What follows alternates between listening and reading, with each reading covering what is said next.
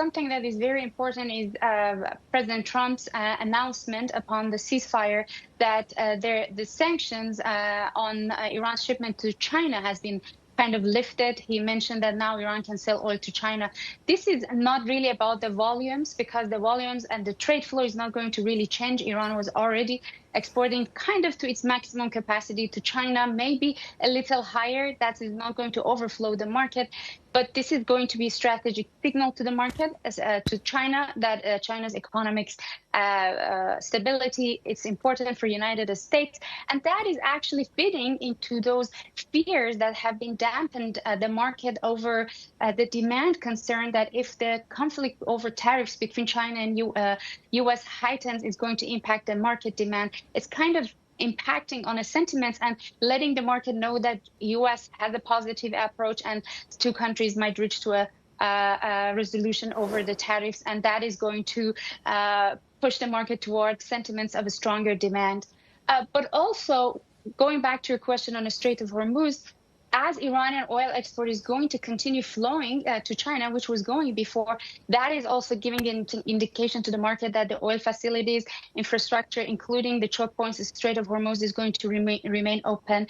So this is all very important, even though the sanction removal within the United States, it's complicated interagency activity. However, just this announcement is a very strategic signal to the world and to the market regarding both the demand that hopefully the trade negotiation between U.S. and China is going to go through a positive result, but also on a supply, the supply is going to be secure, reliable, and affordable. These are the three strategies that U.S. administration has for the oil and energy security in the world and in the United States.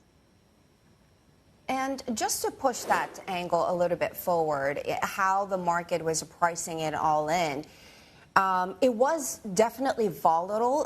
The speed, the geopolitical risk premium was being factored into the price action. But do you think going forward that episodes like this, wars and conflicts like this, will have much more muted sort of price action because we've got diversity in the global energy supply, we've got U.S. production, let's not forget, and perhaps the market is very believing of this idea of, yes, these conflicts will be contained and somehow resolved?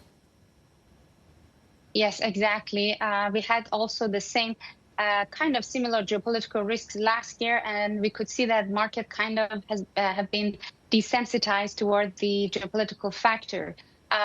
We should kind of give a credit to United States and the whole world that the two countries, the war between Iran and Israel, kind of contained between the two countries without leaking or spreading in the region. The infrastructure relatively remained untouched.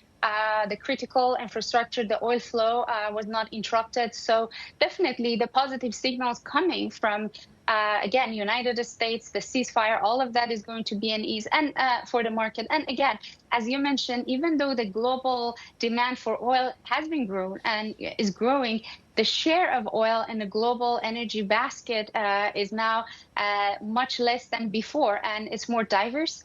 Definitely the energy sources, we have different strategical points. We have inventories around the world. We have new producers in the market relatively like United States. And also, I would say the role of algorithms, that they're not as impacted by sentiment and emotions as it used to be the market decided and forecasted by human. And give us your preview of OPEC Plus meeting coming up in just a few days. How do you think they will try to balance market share and price stability? Well, OPEC has been, particularly in the past years, we can see that their decision is very much market-driven. So they look at the fundamentals. The decisions are consensus. We don't have anymore the traditions of one or two ministers come and announce the decisions. Everything is decided within the OPEC by consensus, and it's really hard to predict. But definitely, as we see OPEC decisions have been correlating with the market needs and market stability, both in terms of messaging and decisions. We are now entering the hot season, the summer, which both in terms of driving and cooling, the demand is going to increase. Many of the exporting countries, also their own domestic demand is increasing. Inventories are low. So I would say that OPEC decision has been market related so far, correlated closely to the market needs, and we shall wait and see.